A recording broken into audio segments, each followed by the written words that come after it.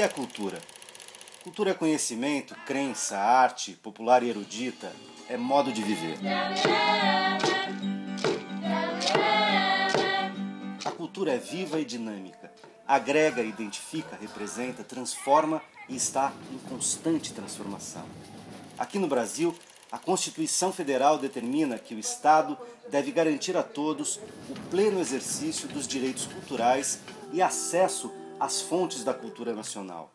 Deve ainda apoiar e incentivar a valorização e a difusão das manifestações culturais. Ele vai rimar, vai mandar a levada, mas de ideia você vai ver que ele não tem nada. Mas como se dá esse acesso? Como a cultura brasileira é produzida, distribuída e consumida?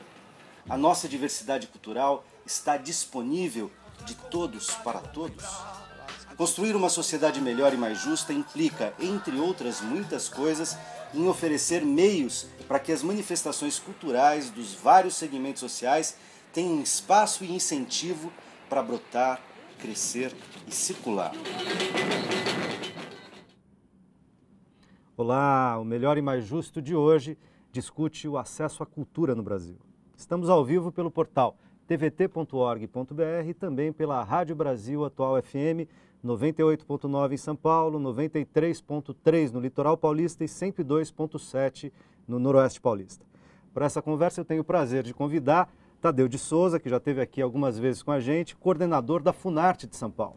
Moacir Avelino Alves Júnior, titular do Conselho de Jogos Eletrônicos e Digitais do Ministério da Cultura, André Valucci, secretário executivo da Liga Brasileira de Editoras, e Dorberto Carvalho, diretor da Cooperativa Paulista de Teatro. Bem-vindos. Obrigado. Obrigado. Melhorar o acesso à cultura é um grande desafio no Brasil. Implica, entre outras coisas, em promover melhor distribuição geográfica dos equipamentos e espaços culturais, subsidiar custos para a participação da vida cultural nas cidades e nas comunidades, seja para a criação ou para o consumo de cultura. Na esfera pública, ainda que por vezes de forma pontual e descontínua, estamos dando alguns passos nessa direção. Como vocês avaliam esse movimento? Como anda o acesso à cultura no Brasil? Tadeu. Olha, Tuto, em primeiro lugar, um prazer estar com vocês aqui nos estúdios novamente. Um alô para o Moacir, para o Sérgio e Norberto, parabenizá-lo, né, pela eleição da Cooperativa Paulista de Teatro, que foi uma bela vitória, por sinal. A avaliação que eu faço, Tuto, é que o Brasil ele é um país que, por ter uma diversidade cultural riquíssima e ser uma das maiores do mundo, infelizmente essa questão ela começa a ser discutida de 10, 12 anos para cá para valer, quando começa a se pensar em política cultural de fato. E alguns programas eles foram criados, que precisam ser reavaliados, né, e outros estão para ser criados, né, mas eu acho que a gente vem caminhando muito bem nesse sentido. Claro que o que tem se pensado até agora é muito pouco, né? Mas eu acho que com esse pouco é que a gente começa a despertar para que o povo brasileiro comece a se conscientizar da importância, não só do fazer cultural, mas do acesso à cultura também, né? André, te colocar na conversa, e aí desde o teu ponto de vista, né, campo das editoras e tal, como é que você vê a questão do acesso à cultura no Brasil hoje? Primeiro quero agradecer aqui o convite à Libre para participar aqui dessa conversa, desse bate-papo. Eu acho que foi muito interessante a introdução que vocês fizeram, porque eu acho que dá uma dimensão da contradição que a gente está vivendo no Brasil. E não só no campo dos livros, das editoras independentes, mas se a gente pegar aqui o teatro, que está aqui representado pelo Dorberto, pegar pela música e os outros segmentos de cultura, você vai chegar a uma constatação muito fácil, como o Tadeu colocou, que o Brasil é muito rico na sua cultura, de ponta a ponta, se você pensar de norte a sul. Mas tem uma contradição e tem um gargalo. Essa produção não consegue escoar. Se você usar a palavra da economia, o economês aqui, a cultura não consegue escoar. Você não tem hoje livraria pequena ou média nos bairros. Na verdade, há uma extinção de livrarias nesse país. As grandes livrarias, as editoras independentes estão praticamente expulsas, ou algumas estão existindo. Você não tem cinema, a distribuição de cinema é muito desigual e antidemocrática nesse país, e assim acontece com o teatro, assim acontece com todo mundo. Então, você tem esta contradição, e o perigo desta contradição, se você não tiver uma política, é o fim das editoras, é o fim das pequenas livrarias. E agora com o mundo virtual, internet e tal, essa é uma questão bastante delicada nesse segmento, assim como na música, não é? Exatamente. No campo da literatura, tem a questão dos livreiros, que aí é onde eu acho que falta um apoio muito grande também, que são os novos escritores. A produção literária brasileira precisa ser revista do ponto de vista de apoio. Porque essa produção ela se foca muito ainda nos livreiros, nos livros. E agora, no pensar no intelectual, na nova produção intelectual dos novos escritores, também deve muito. Né? Agora, eu falei da internet e tal, já queria aproveitar e botar o Moacir na conversa. No campo dos games, ele está exatamente no mundo virtual, né? Jogos eletrônicos, mundo dos games, que é uma dimensão, um segmento da cultura, mas inclusive um segmento da cultura com características muito peculiares, próprias e algumas inclusive polêmicas, tá certo? Nem me fale. O que eu acho assim, até achei interessante o começo da conversa com todos nós aqui. Primeiramente, obrigado a todo mundo aqui. Putz, fantástico. Eu acho que a cultura tem que ser disseminada e aqui é um microcosmo de tudo que acontece. Queria agradecer vocês, tá, da TVT também por estar. E se vocês falam tanto que você já tem esses gargalos na produção independente de livro, no teatro, imagine em games que agora só faz 2 anos que eles foram considerados como realmente cultura. Então o que eu vejo assim, pelo menos no Brasil, que nós estamos anos-luz atrás de outros grandes países. Por exemplo, games já são considerados cultura em outros países há muito tempo. Para você ter uma ideia, na Coreia existe um Ministério dos Games, que ele é tão forte que se você trabalha com games lá, você é dispensado do serviço militar. Isso eu estou falando da Coreia do Sul, que fica do lado da Coreia do Norte. Então, assim, games é visto como uma mídia poderosíssima, e ela é. E já passou 2 vezes o faturamento do cinema, há 2 anos atrás. Então, assim... Isso em escala mundial. Escala mundial. E no Brasil a gente ainda está a passos, estamos engatinhando, né?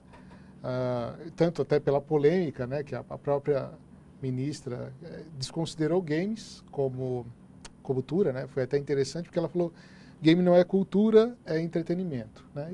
Aí eu perguntei, mas o que então é teatro, dança, cinema, se não entretenimento? Então o que é mais interessante hoje em dia você não consegue fazer uma criança ler um livro de 500 páginas se não for Harry Potter. Mas você consegue fazer essa criança ler um livro de 500 páginas dentro de um game, pelo poder de interatividade que ele tem. Então, assim, games é um preconceito, existe um preconceito no Brasil, que acha, game é aquela coisinha de criancinha. Não é uma coisinha de criancinha. É muito mais poderoso do que as pessoas pensam. Então, eu quero botar o Dorberto na conversa para botar o teatro na história aqui, mas de qualquer modo dizendo, vamos continuar o debate, porque talvez haja distinção entre entretenimento e cultura. Embora a cultura seja também entretenimento, talvez o entretenimento nem seja... Na minha opinião, é o grande problema no nosso país, de se confundir entretenimento com cultura. O meu ponto de vista é esse. Cultura é cultura, entretenimento aí a gente é um campo mais vasto. Embora a cultura também faça um papel de entretenimento. Exatamente. Mas, Dorberto. Bom, eu vou acompanhar a fala do Tadeu. Eu acho que é inegável o avanço da cultura dos últimos 10 anos. Mas, assim, para um Brasil melhor e mais justo, que é o título do programa, eu acho que a gente ainda está... Falta um tantinho e, assim... a questão do acesso e da fruição da produção cultural em todas as áreas, eu vou falar especificamente no teatro, está principalmente ligado no modo de financiamento para a cultura, né?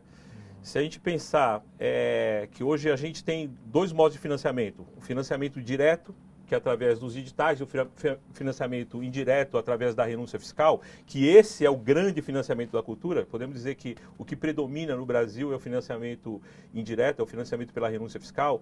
E assim, vamos dizer que é relativamente nova essa experiência. Se a gente pensar na implantação da Lei Mendonça, lá no governo da Irondina, e tudo que demandou... Com a própria Rouanet também, com a própria foi Rouanet, criada no mesmo ano. E tudo que demandou nesse processo de financiamento indireto, através da renúncia fiscal para a cultura, a gente ainda tem um espaço muito curto para uma avaliação do que resultou isso do ponto de vista do acesso e a fruição dos bens culturais para a população.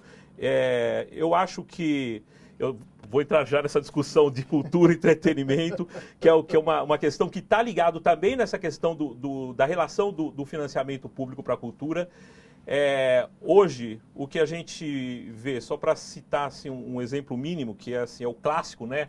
Que é o Cirque du Soleil, não passa um debate sem o financiamento público do Cirque du Soleil e vamos pensar de como esse dinheiro público é investido.